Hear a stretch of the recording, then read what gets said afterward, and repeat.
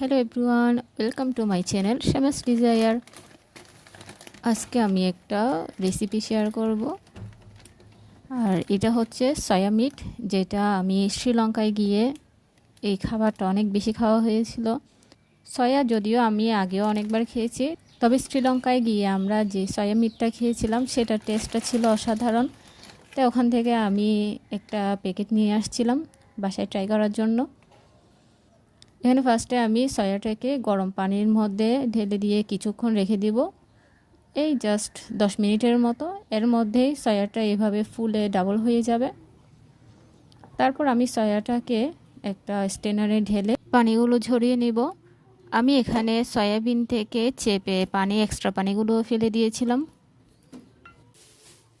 এবার আমরা এমনিতে নর্মালি যেভাবে মাংস রান্না করি ঠিক সেভাবেই তেলের মধ্যে তেজপাতা, গরম মশলা, আর এখানে আমি পোলাও পাতাও দিয়েছি। সাধারণত ওরা কারি পাতাটাই বেশি ইউজ করে, কারি পাতা পোলাও পাতা দুটোই ইউজ করে। আমার কাছে কারি পাতা ছিল না, তাই আমি শুধু পোলাও পাতাটাই দিয়েছি। এখানে ফার্স্টে একটু রসুনটাকে ভেজে তারপর পেঁয়াজ দিয়ে দেব। এখানে আমি সেভাবে খুব বেশি মশলা দিয়ে যে এই রান্নাটা করছি সেটা না, জাস্ট আমরা মাংসের মশলা যেগুলো গরম মশলা দিই সেগুলো দিয়েই রান্না করতেছি। রসুনটা ভেজে এবার আমি পেঁয়াজ কুচিগুলো দিয়ে দিব।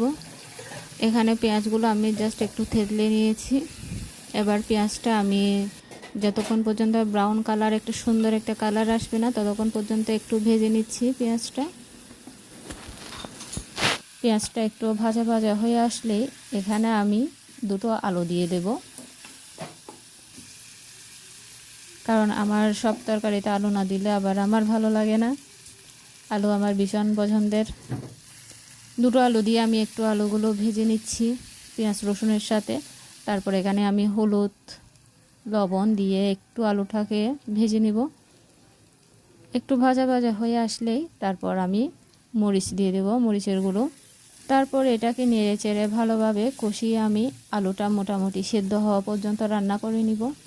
এখানে আমি সয়া মিটের মধ্যে যে মশলার প্যাকেটটা ছিল সেখান থেকে কিছু অংশ ঢেলে দিচ্ছি যখন আলু কষাচ্ছি তখন, আর বাকি অংশটা আমি পরবর্তীতে ইউজ করব।